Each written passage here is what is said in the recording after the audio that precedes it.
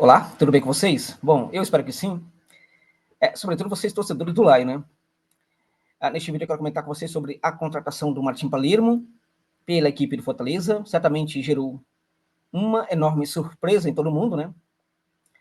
Pouco a pouco, os torcedores foram se adaptando, se acostumando com nomes como Jair Ventura, Eduardo Batista, até o nome do Cuca apareceu, até o nome do Ramon Dias também apareceu. Técnicos que eram extremamente defensivos. Foi dito, inclusive, que o Laio pretendia um técnico defensivo neste momento, né? Do nada aparece o nome do Martim Palermo. Uma grande surpresa, né? Não dá para saber precisamente se houve um movimento de despiste por parte do Fortaleza, falando em nome de técnicos mais tradicionais, voltado para o mercado, principalmente o mercado brasileiro, e do nada aparece com um técnico muito diferente, né? Muito diferente. Quem é Martim Palermo? E por que o Fortaleza fez bem ou não fez bem em contratá-lo neste momento, tá? É o que eu quero comentar com você neste vídeo. Bem, de cara, eu diria que foi interessante este movimento de buscar um técnico que é diferente, é desconhecido, é diferente e que certamente vai chegar motivado para o futebol brasileiro, né? Vai chegar motivado porque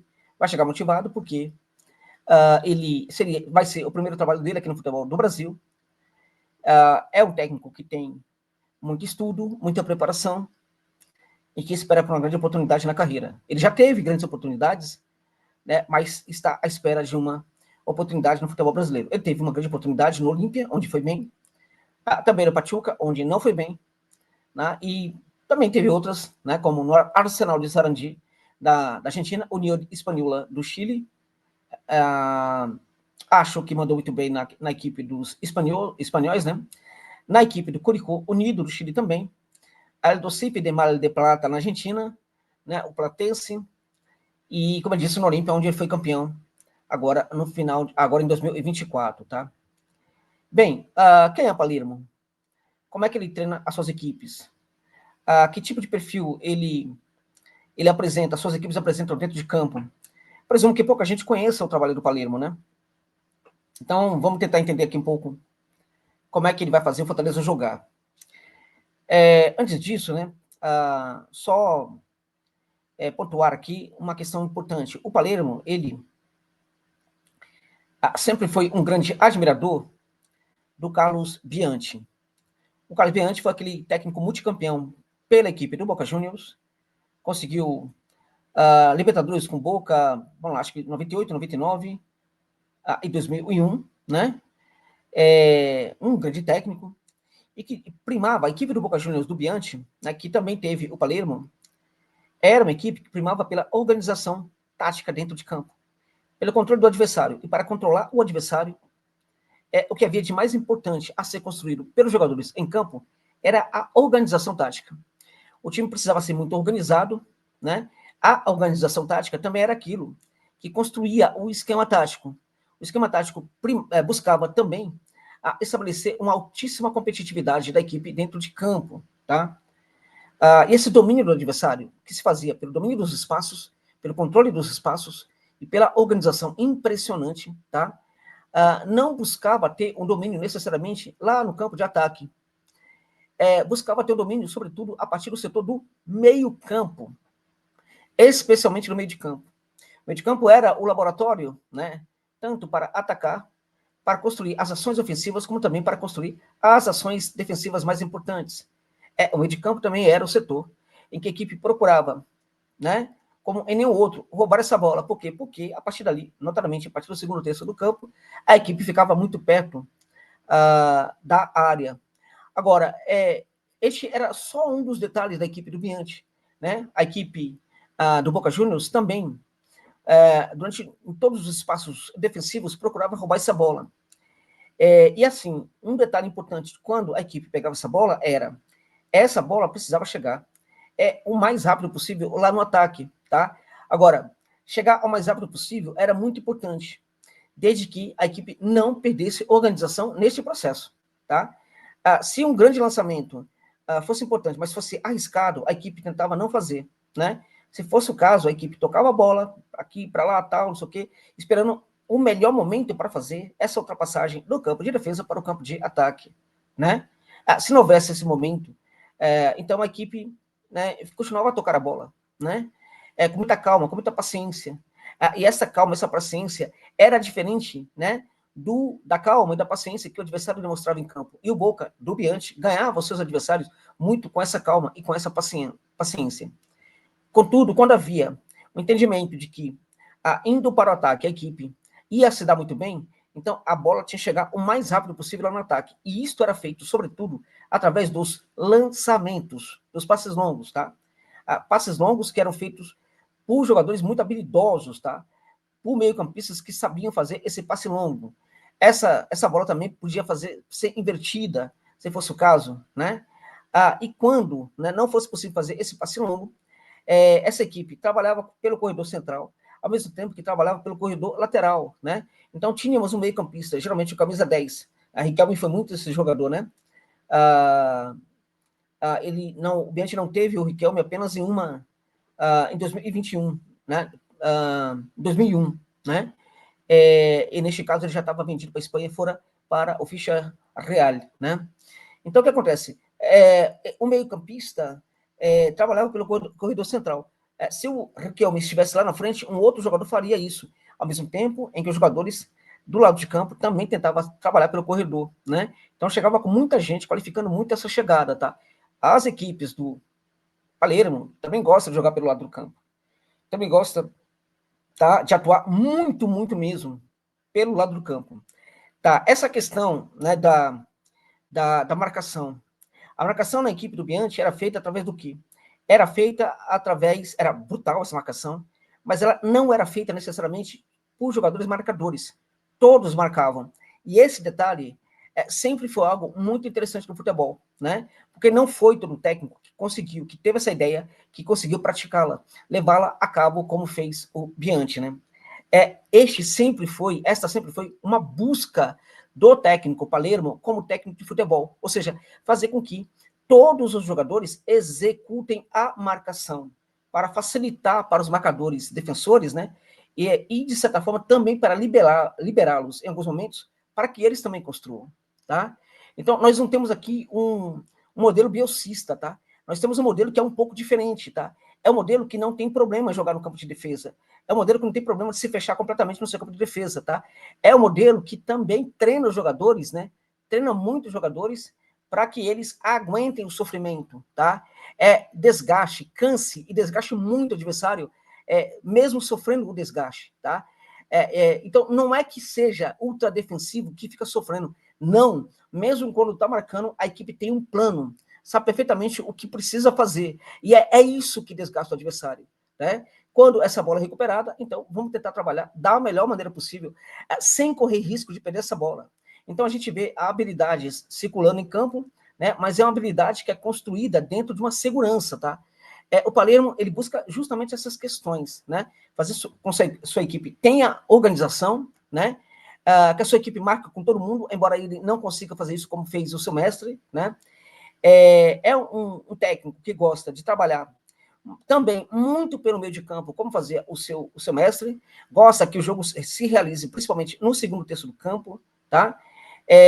Mas as equipes do Palermo não têm tanta facilidade como tinha aquele Boca Juniors de trabalhar um pouco mais à frente, tá? Então, em alguns momentos, a equipe do Boca trabalhava bem atrás, sofria muito ali no campo de defesa, né? E sabia lidar muito bem com isso, né? O que a gente percebe é que as equipes do Palermo não conseguem manter tanto esse jogo um pouco mais à frente ali. Então, às vezes fica muito recuada e isto, às vezes apresenta essa dificuldade com esse recuo, né? Fica muito recuada e tem dificuldade para essa saída, para colocar os jogadores um pouco mais à frente, né? Ali no limite do segundo terço do campo, tá? Então, a gente percebe claramente nesse sentido que é um técnico cuja filosofia de futebol ainda está a se desenvolver. Talvez não consiga, né, chegar a um ponto que ele queira, mas está ainda em processo de desenvolvimento, né? Esse técnico, portanto, busca ser o que foi o seu mestre, o Carlos Bianchi, tá? Bem, algo muito interessante que tem no Fortaleza que pode agradar o técnico atual, né?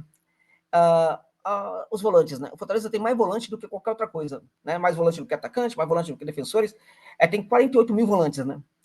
Pois bem, o técnico em questão, ele gosta muito de trabalhar com, né, muitos volantes, né? 3 volantes, 2 volantes muito marcadores, se for o caso, né? E neste caso, quando ele opta por volante muito marcador, é porque ele ainda não conseguiu sofisticar o seu trabalho para que a equipe marque sem os marcadores por excelência, entende?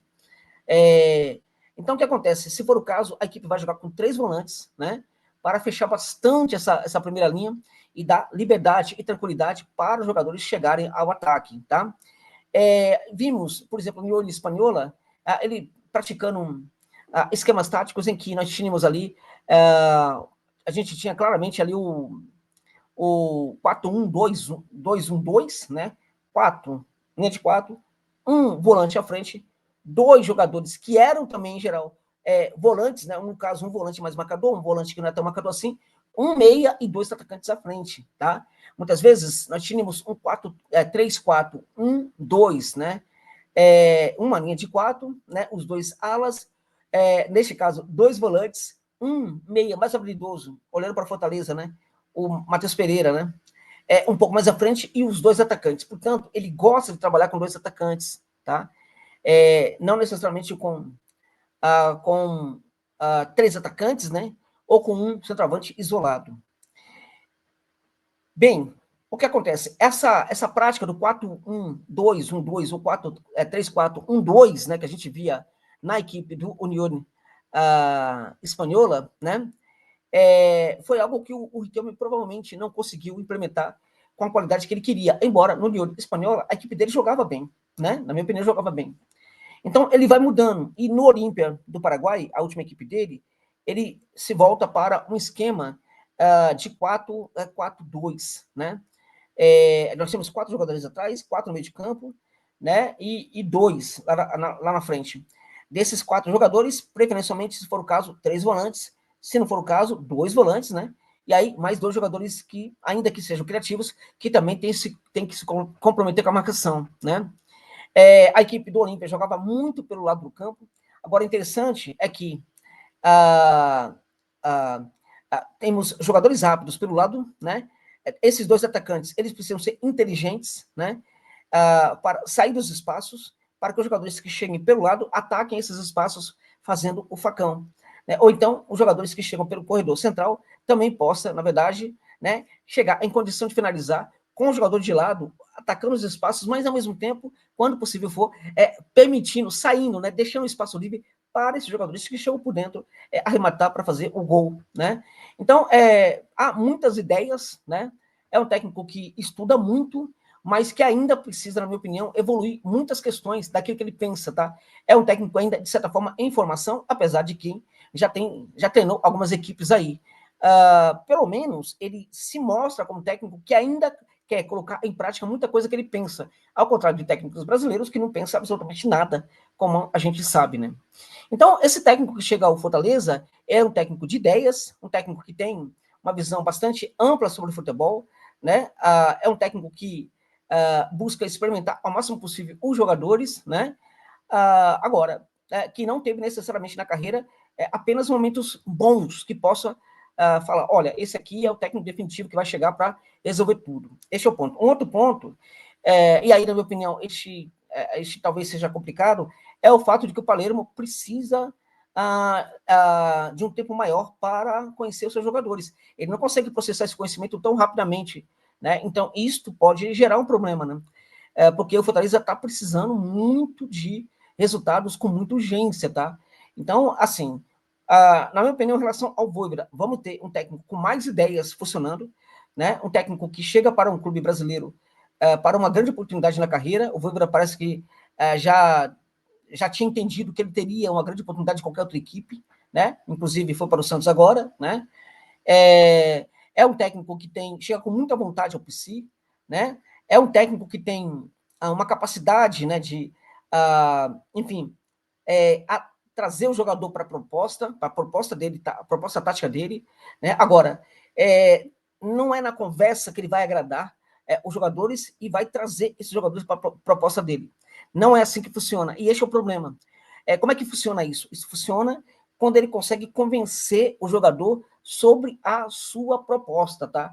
E para ele convencer os jogadores sobre a sua proposta, né, a equipe precisa entregar resultados. Para a equipe entregar resultados, ela precisa estar muito treinada e com os melhores jogadores possíveis, né, dentro de campo para construir o resultado. Ou seja, isso demanda um certo tempo, tá? Então pode ser que num golpe de sorte ele consiga rapidamente encaixar um time bem legal, né? Isso pode ajudar perfeitamente aí na adaptação do técnico aos jogadores e dos jogadores ao técnico, tá? Mas, em geral, o técnico Martin Palermo, ele precisa de um certo tempo aí. Pode ser que nas primeiras partidas não funcione muito bem. E aí a ver o que vai ser, na verdade, a paciência e a compreensão do trabalho do técnico, caso no começo não funcione, tá? Porque pode funcionar a partir de algumas partidas, de alguns jogos, tal, e tudo mais. A questão é que o Fortaleza não tem muito tempo para isso, tá? Questão principal, né? É um técnico, na minha opinião, com muito potencial, ainda de altos e baixos no futebol, pode dar muito errado no Fortaleza, mas eu gostei dessa busca, porque foi algo diferente. No mínimo, era isso que o Fortaleza tinha que entregar para os seus torcedores. Um técnico diferente, e não aquela porcaria do Renato Paiva, que nem técnico de futebol aquilo lá, né? Não é técnico nem de time de terceira divisão, né? O Palermo, ele pode dar errado no Fortaleza, mas foi uma ideia correta, e foi uma ideia à altura do que era, né? Do que era aquelas ideias que levaram o Laio a buscar um técnico como o Rani Pablo Vojvoda. Então, na minha opinião, em teoria, o Fortaleza fez muito bem, esperemos que tenha muita sorte o Palermo na sua primeiro trabalho no Brasil e que o Laio se recupere, né? Que essa torcida espetacular, fantástica, merece a felicidade. É isso, gente. Deixe no comentário o seu comentário, né? A sua crítica, a sua sugestão.